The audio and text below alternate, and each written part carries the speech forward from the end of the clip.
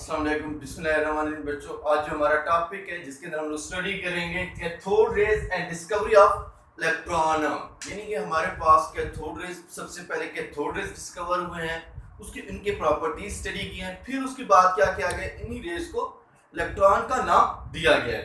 तो सबसे पहले आ जाते हैं, ये हमारे पास कैथोड रेज जो है ये किसने डिस्कवर किए हैं, इनका एक्सपेरिमेंट प्रैक्टिकली तौर पे किसने किया है।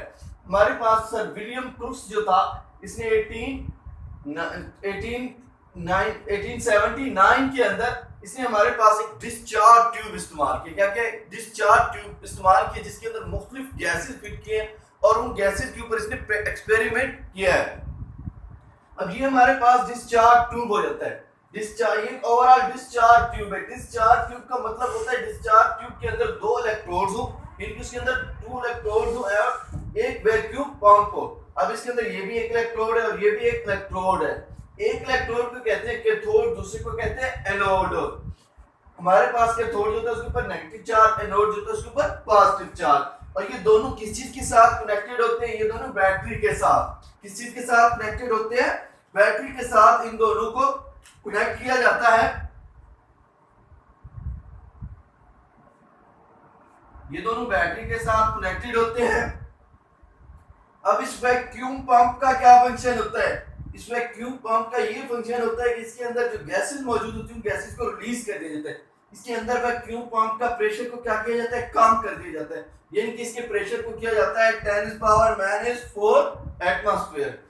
अब जब इसकी प्रेशर कम कर देते हैं, जब इलेक्ट्रिक करंट सप्लाई कर देते हैं, इलेक्ट्रिक करंट सप्लाई करने से अब हमारे पास ये जो डिस्चार्ज ट्यूब है, डिस्चार्ज ट्यूब के ऊपर एक लेयर बनाई जाती है। कोई भी इनके लेयर हो, जिसको फ्लोरेसेंस भी कह सकते हैं या फ्लोरेसेंस भी कह सकते हैं। इन इलेक्ट्रोड से अगर इस डिस्चार्ज ट्यूब की इस वाली जगह पे, पहले इस वाली जगह पे यानी कि इस इलेक्ट्रोड के अंदर कोई होल लगा देते हैं, इसके पीछे ये डिस्चार्ज ट्यूब के ऊपर एक, अगर यहाँ पे कोई रेज आ रहे होते, कोई इफेक्ट नहीं हो रहा, हमें कुछ भी फील नहीं कर रहे, यहाँ पे समझे एक होल है, इस होल के बावजूद भी यहाँ पे कोई इफेक्ट नहीं हो रहा इलेक्ट्रिक करंट देने के बावजूद भी। उसके बाद हम लोग सेम फंक्शन जब यहाँ पे आगे कर देते हैं, यहाँ से होल कर देते हैं, तो हम लोगों को यहाँ पे क्या फील होती है बेटे, ग्लो, यानी कि रोशनी फील हो जाती है, रोशनी प्रोड्यूस हो जाती है।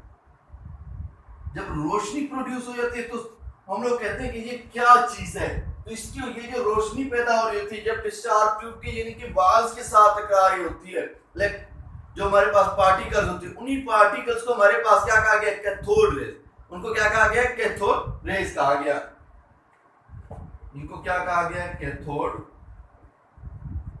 रेज। और उसके बाद आ जाते हैं इनके प्रॉपर्टीज के ऊपर। प्रॉपर्टीज के ऊपर जब आ जाते हैं, ये जो रेज होते हैं ये ट्रेवल करते हैं स्ट्रेट लाइंस, इसके परपेंडिकुलर टू कैथोड सरफेस, यानी कि कैथोड सरफेस के परपेंडिकुलर ये क्या कहते हैं, सफर कर रहे होते हैं, जा रहे होते हैं। उसके बाद कहते हैं हमारे पास ये cast sharp shadow any oblique object in the path. अगर इनके रास्ते के अंदर कोई भी इनके ऑब्जेक्ट आ जाता है, क्या आ जाता है, कोई भी ऑब्जेक्ट आ जाते हैं, तो इसका क्या बना देते हैं, साया बना देते हैं। इसका क्या बना देते हैं, साया बना के दे देते हैं। उसके बाद नेक्स्ट आ जाता है, अगर इन दोनों हमारे पास इलेक्ट्रिक फील्ड और मैग्नेटिक फील्ड को रख दिया जाए, इलेक्ट्रिक फील्ड जो होता है, इलेक्ट्रिक फील्ड और मैग्नेटिक फील्ड के अंदर दो प्लेटें होती हैं, यानी कि हर एक प्लेट के ऊपर पॉजिटिव चार्ज होता है, दूसरी प्लेट के ऊपर नेगेटिव चार्ज मौजूद होता है। अब ये रेज जो होते हैं, ये रेज हमारे पास इलेक्ट्रिक फील्ड और मैग्नेटिक फील्ड के अंदर पॉजिटिव प्लेट की तरफ, किसकी तरफ, पॉजिटिव प्लेट की तरफ ये डिफ्लेक्शन शो करते हैं। पॉजिटिव प्लेट की तरफ ये डिफ्लेक्शन शो करते हैं। जब ये पॉजिटिव प्लेट की तरफ डिफ्लेक्शन शो करते हैं तो इससे वाज़ेह पता चल जाता है इनके ऊपर, इन रेज के ऊपर क्या चार्ज होता है, नेगेटिव चार्ज मौजूद होता है। इनके अपने ऊपर क्या होता है, नेगेटिव चार्ज मौजूद होता है, जिसकी वजह से ये किसके ऊपर जा रहे होते हैं, पॉजिटिव प्लेट की तरफ जा रहे होते हैं। उसके बाद नेक्स्ट आ जाता है जे थॉमसन जो था, इसने डिस्कवर किया था चार्ज टू मास रेशियो। इस चीज को डिस्कवर किया था चार्ज टू मास रेशियो, यानी कि E और M को इसने डिस्कवर किया। उसके बाद नेक्स्ट आ जाता है, ये जो रेज होते हैं अगर हम किसी भी ऑब्जेक्ट के ऊपर, इनके किसी भी बॉडी के ऊपर ये अगर जाके पड़ते हैं, फॉल करते हैं, फॉल होते हैं वहां पे, तो उसके टेम्परेचर को क्या कर देते हैं, इंक्रीज कर देते हैं, उसके टेम्परेचर को रेज कर देते हैं, इनके हाई कर देते हैं।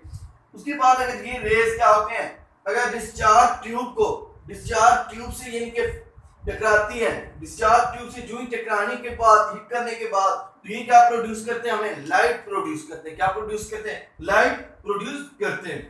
उसके बाद नेक्स्ट आ जाता है हमारे पास ये जो रेज होते हैं, इन रेज के लिए अब 2 इलेक्ट्रोड हमने इस्तेमाल किए हैं, मेटल के इलेक्ट्रोड्स। इसके अंदर भी कोई गैस मौजूद थी। अब हमारे पास ये जो रेज होते हैं, चाहे डिस्चार्ज ट्यूब के अंदर कोई भी गैस हो, यानी कि इलेक्ट्रोड्स भी किसी भी मेटल के बने हुए हो तो उसका कोई इफेक्ट नहीं होता है। हमें फिर भी क्या प्रोड्यूस होंगे, यही कैथोड रेज प्रोड्यूस होंगे, जिनको दूसरे फाज के अंदर क्या कहते हैं, बीम ऑफ इलेक्ट्रॉन प्रोड्यूस होंगे। तो इससे ये पता चल गया है हमारे पास जो इलेक्ट्रॉन होता है, इलेक्ट्रॉन हर एटम का क्या होता है, बेसिक पार्टिकल होता है। हर एटम का क्या होता है, बेसिक पार्टिकल होता है। जब एटम का वो बेसिक पार्टिकल है तो हमारे पास जितने भी मैटर हैं, जितने भी सब्सटेंसेस यानी कि मैटर के हैं, वो सारे के सारे किसी से मिलकर बने होते हैं, एटम से ही मिलकर बने हुए होते हैं। यानी कि एटम, यानी कि हमारे पास एटम जो है, इलेक्ट्रॉन, प्रोटॉन और न्यूट्रॉन जो है, ये तीनों मिलकर क्या बनाते हैं बेटे, एटम बनाते हैं। फिर एटम से क्या चीज बन जाता है, एटम से हमारे पास मैटर ही बनता है। तो ये था हमारा आज का टॉपिक, जो कि बोर्ड के एनुअल एग्जाम के लिहाज से काफी अहम तरीन क्वेश्चन है, जिसको यानी कि सही तरीके से तैयार किया जाए। ओके, अल्लाह हाफिज।